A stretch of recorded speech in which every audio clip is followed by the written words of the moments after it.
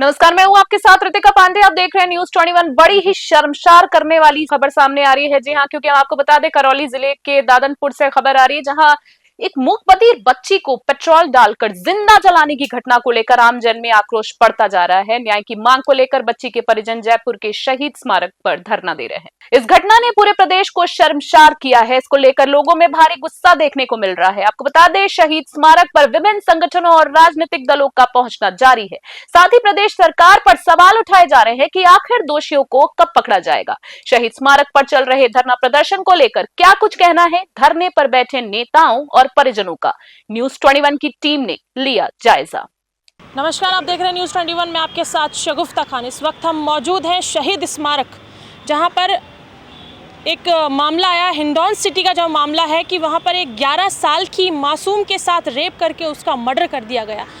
कुछ 35 दिन इस बात को हो चुके हैं और पिछले 8 से 10 दिन लगातार यहाँ पर आम आदमी पार्टी के जो कार्यकर्ता हैं वो और उस बच्ची की फैमिली वाले यहाँ पर धरना प्रदर्शन करते हैं कि उस इंसान को जो हत्यारा है उसको अभी तक गिरफ्तार नहीं किया गया। इन लोगों की मांग है कि उसे गिरफ्तार किया गया। प्रशासन इनका साथ क्यों नहीं दे रही, आइए हम जानते हैं। नमस्कार, ये हिंडौन सिटी का मामला है। राजस्थान जो तपोभूमि के लिए विख्यात है, वहाँ पे बड़ी ही शर्मनाक बात हुई है कि एक 11 साल की मूकबधिर बच्ची नाम आते ही थोड़ी सी मन में करुणा आ जाती है और उस बच्ची के साथ में जघन्य अपराध किया गया। कुकर्म करके उसको रसायन के साथ में जलाया गया। अस्पताल पहुँचने के बाद में 10-11 दिन अस्पताल में रहने के बाद में बच्ची की मौत हो जाती है। उसका बयान लिया गया और सांकेतिक भाषा के जो एक्सपर्ट्स हैं वो आकर उसका बयान लेते हैं पुलिस के साथ में, और फिर उसके पश्चात भी जब उसने चिन्हित किया है, इशारे से बताया है कि किसने ये काम किया है, क्योंकि वो बोल नहीं सकती, लेकिन वो इशारे से सांकेतिक भाषा से समझा रही है कि किसने किया है। उसको 10-12 फ़ोटोज़ दिखाई गई कि कौन ये व्यक्ति है जिसने ये काम किया होगा। उस बच्ची ने 2 लोगों की तरफ इशारा करती, जिसमें से एक व्यक्ति ऐसा था जिसमें बार बार उसने ये चिन्हित किया कि ये व्यक्ति है जिसने ये कुकर्म किया है। उसके बावजूद अभी तक प्रशासन चुप है, कार्रवाई नहीं की जा रही है। आज मैं खुद निशक्तजन आयोग में जाके आई हूँ और वहाँ पर ज्ञापन दिया है कि इस बच्ची के साथ जो हुआ है अन्याय, उसकी आप जांच करें और ईमानदारी से जांचो। तो मैं बताना चाहूँगा कि जिस तरह लोकतांत्रिक व्यवस्था में मोदी जी बात करते हैं बेटी बचाओ बेटी पढ़ाओ, और उनके अधीनस्थ जो सरकार चल रही है बीजेपी की राजस्थान में, वो क्या इसकी पालना कर रही है?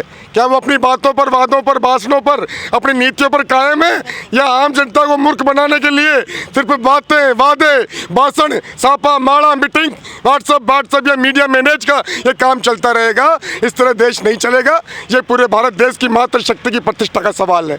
जिस देश में नारियों की पूजा की जाती है, जिस देश में तत्रैव नार्य पूजन्ते अत्रैव देवता रमयन्ते, ये कहते हुए थकते नहीं है यहाँ के लोग, यहाँ के पंडित, वो धर्म अधिकारी, वो धर्म गुरु, वो पाखंडी कहाँ हैं जब आज सच्ची देवी की आज हत्या कर दी गई है लोकतांत्रिक व्यवस्था में। एक झूठी एफआईआर काटी गई जो बालिका एक अनुसूचित जनजाति समुदाय से बिलोंग करती थी, मूकबधिर दिव्यांगजन, उसकी एफआईआर में कहीं जिक्र नहीं है ST/SC अधिनियम 1989 यथा संशोधन अधिनियम का। इसके अलावा जो बाल यौन अपराध के लिए जो एक्ट बनाया गया संवैधानिक रूप से संसद के अधिनियम में पास करके, पॉक्सो एक्ट जिसे कहा जाता है, कहाँ गया वो पॉक्सो? जब एक 11 वर्ष की नाबालिग राजस्थान में बीजेपी सरकार के शासनकाल में उसके साथ अत्याचार हुआ और पॉक्सो एक्ट नहीं लगाया गया। क्या आके फूट गई है? क्या मूकबधिर हो गया गृह विभाग? क्या ACS होम सेक्रेटरी क्या कर रहे हैं? DGP राजस्थान सरकार एडम क्या कर रहे हैं? क्या उनके पास एफआईआर की कॉपी नहीं जाती है? क्या SP साहब के पास कॉपी नहीं जाती है? तो जितने भी दोषी पुलिसकर्मी जो शुरू से इसमें मिलीभगत कर रहे हैं, वो थाना अधिकारी SHO हिंडौन नई मंडी थाना है वो हो, चाहे संबंधित जिले के DCP हो करौली के, जिन्हें SP कहा जाता है जिलों में, कमिश्नरेट में DCP कहा जाता है, वो जिम्मेदार है। तत्काल प्रभाव से उनके खिलाफ दंडात्मक कार्रवाई विधिवत सुनिश्चित हो। इसके अलावा जो बेटी न्याय के लिए बैठी है, तो सरकारों को देखना चाहिए कि जब दूसरी सरकारों के दामन पर दाग लगाते थे, भीलवाड़ा कांड पर चिल्लाते थे, देश के दूसरी चीज़ों पर चिल्लाते थे, आज खुद के दामन में झांक के देखें। भजन जी सरकार से निवेदन है कि खुद के कालन में झांक के देखें और पीड़ित परिवार के साथ न्याय करें। पूरा देश परेशान हो रहा है, पूरे देश की नारी शक्ति आ जाएगी, सरकार का तख्त हिल जाएगा, साम्राज्य हिल जाएगा। इतिहास गवाह है कि जब जब नारी शक्ति ललकारती है तो चंडी सी बन जाऊं, ये तलवार भी मुझे दे दे। हो गई है पीर पर्वत सी पिघलनी चाहिए, इस हिमालय से आज कोई गंगा निकलनी चाहिए। दीवारें हिलने लगी पर्दों की तरह, लेकिन शर्त ये थी कि ये बुनियाद हिलनी चाहिए। मेरे सीने में ना सही, तुम्हारे सीने में सही, कहीं भी हो आग, लेकिन ये डिम्पल के न्याय की आग जलनी चाहिए। हंगामा खड़ा करना मेरा मकसद नहीं, इस देश की तस्वीर सूरत बदलनी चाहिए। मैं राकेश आमजन गलता जी ऐलान करता हूँ, यदि सरकार न्याय नहीं करती है तो हम आत्मदाह कर लेंगे यहाँ, लेकिन डिम्पल बेटी को न्याय दिला के रहेंगे। और समस्त जनता से अपील है कि इस अपील में आगे आके इस बेटे के न्याय के लिए जगह जगह आप जहाँ भी सोशल मीडिया के माध्यम से अपील कर सकते हैं, सरकार को जगा सकते हैं, ट्वीट कर सकते हैं, तो आप अपना कर्तव्य धर्म निभाएं। मानव होने के नाते ये इंसानियत का विषय। मैं आज के 20 दिन पहले भी उनके परिवार से वहाँ मिलने गया था। उस परिवार को इतना डराया धमकाया गया था। उनकी दादी जी यहाँ हमारे पास बैठी है, उनके परिजन जो थे पुरुष के नाम पे वहाँ हमें कोई नहीं मिला, मात्र हमें 4 महिलाएं मिली और बाकी पूरे मोहल्ले से जैसे कोई पुरुष नदारद हो गए हों वो परिस्थिति थी। इनकी बच्ची की जो दादी थी उन्होंने ये कहा कि मेरे परिवार के सब बच्चों को डरा धमकाया गया है, कभी हमें पैसों का लालच दिया जाता है, हमें 5 बीघा 10 बीघा ज़मीन का लालच दिया गया और हमारे जितने पुरुष थे जिनके पास मोबाइल थे उन्होंने सबने पुलिस को अपने पास जमा कर लिया है। यहाँ तक कि हमारे लोगों को इधर उधर जाने नहीं दिया जाता। कोई किसी से बात करता है तो हम पे इतना प्रेशर और इतना दबाव डाला गया है, क्योंकि सामने जो अपराधी है वो कहीं न कहीं जो प्रशासन है आज के टाइम में, जो राजस्थान सरकार है वो बीजेपी के किसी नुमाइंदे का कोई साथी है, इसलिए बीजेपी प्रशासन इस मामले को दबाने में लगी हुई है। हम पूरे प्रदेश में भीम आर्मी आज़ाद समाज पार्टी के लोगों को आह्वान करते हैं कि 23 तारीख को हम इस बहन हमारी जो बेटी है डिम्पल मीना के लिए हम मुख्यमंत्री के यहाँ आवास पे कूच करेंगे। आप सभी पूरे प्रदेश से भीम आर्मी आज़ाद समाज पार्टी के जितने कार्यकर्ता हैं शहीद स्मारक पर पहुँचे और हमें इस हमारी बेटी को न्याय हर हालत में दिलाना है, क्योंकि यहाँ जो राजस्थान सरकार है, चाहे बीजेपी हो चाहे कांग्रेस गवर्नमेंट है, जो पहले जो पूर्व में रही, शायद लगता है कि ये जो फैसले करते हैं या जो लोगों के साथ न्याय करते हैं वो भी जाति और वर्ग देख के की जाती है। यहाँ आप देखिए 90% जो एट्रोसिटी है या किसी के साथ रेप या अत्याचार होते हैं, मर्डर होते हैं, तो वो SC ST और माइनॉरिटी के लोगों के साथ होते हैं। छोटी छोटी बालिकाओं के साथ रेप किया जाता है। अब तक ऐसा यहाँ राजस्थान में होता रहा, लेकिन अब हम आपको भीम आर्मी आज़ाद समाज पार्टी की तरफ से विश्वास दिलाते हैं कि जहाँ भी अन्याय अत्याचार होगा भीम आर्मी के हर कार्यकर्ता कंधे से कंधा मिलाकर वहाँ खड़ा रहेगा और हमारी जो भी बहन बेटियाँ उनको न्याय दिलाएगा।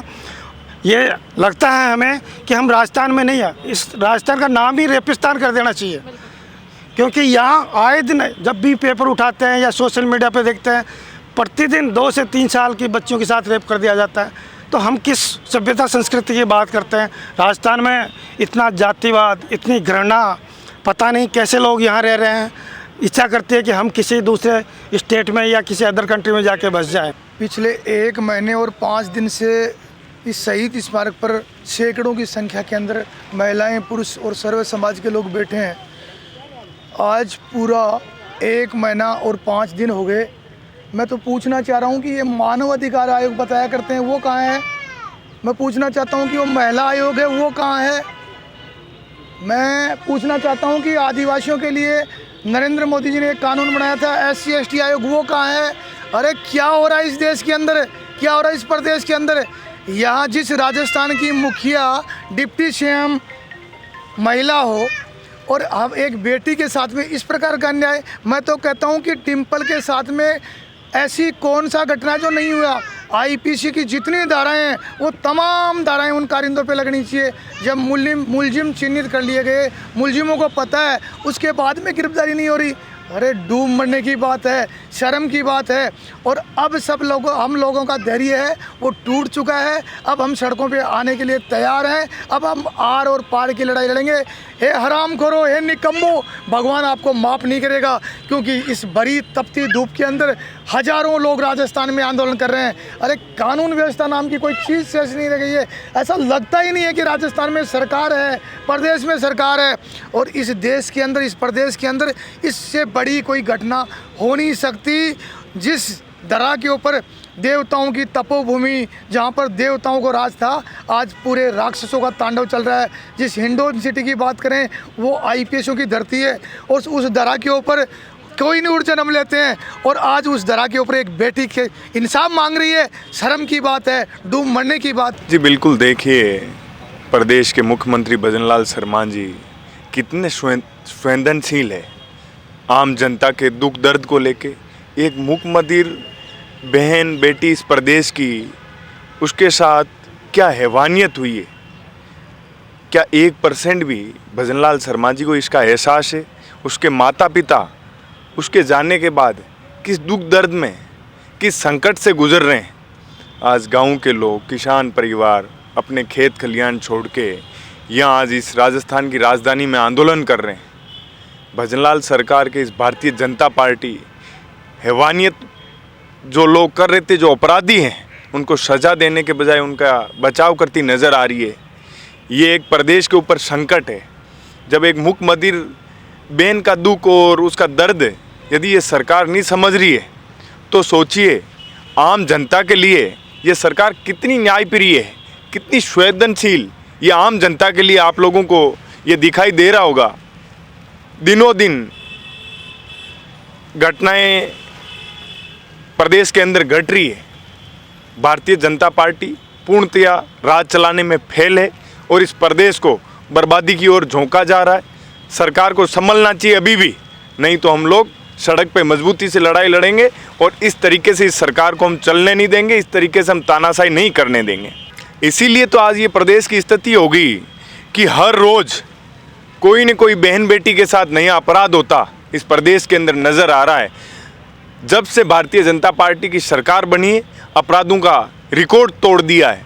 तो इस भारतीय जनता पार्टी से, इस पुलिस प्रशासन से मैं प्रदेश के अंदर शांति प्रिय प्रदेश ये है और इसकी स्थिति बिगड़ती जा रही है। इसके लिए मैं उनसे निवेदन करता हूं कि आप इस पे कंट्रोल कीजिए।